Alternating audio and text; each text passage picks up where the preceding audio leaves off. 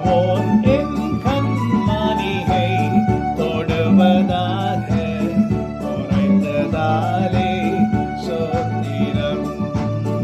உன்னை தொடுவோன் என் கண்மணியை தொடுவதாக உரைத்ததாலே சோத்திரம்.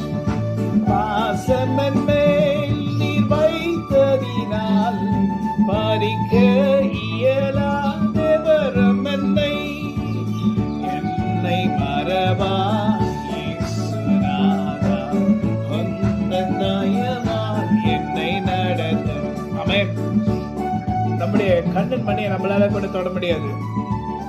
ஆனா ஆண்டு சொன்னாரு, உன்னை தொடுகிறவன் என்னுடைய கண்ணன் மணியை தொடுகிறான். அவள் எனக்கு கோவம் வரும்னு சொல்லி கர்த்தர் உன்னை பார்த்து சொல்லுகிறார், நம்மை பார்த்து சொல்லுகிறார். அப்படி இருக்க கர்த்தர் நம்மோட கூட இருக்கும்போது, உங்க ஆண்டவர் அமைந்துள்ளவர், ஆமா அமைந்துள்ளவர், நேசிக்கிறவர், ஆமா நேசிக்கிறவர். ஆனா எங்க தொட்டா அவருடைய கண்களை மணியை தொடுகிறது போல என்று சொல்லி அவர் சொல்லுகிறார். உன்னை தொடுகிறவன் என் கண் மணியை தொடுகிறான். அல்ல, பயப்படாது. எதை குறிச்சும் உன்னை மறக்காத உன் ஆண்டவர் உன்னையே பார்த்துட்டு இருக்காரு. நீ அவரை நோக்கி பார்த்தீங்கன்னா அவர் உன்னதான் பாக்குறாரு.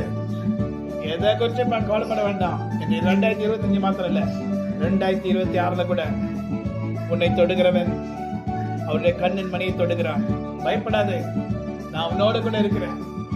எந்த பிரச்சனை வந்தாலும் நீ இதை தாண்டுவாய். ஆமென், ஆமென், நீ தாண்டுவாய்.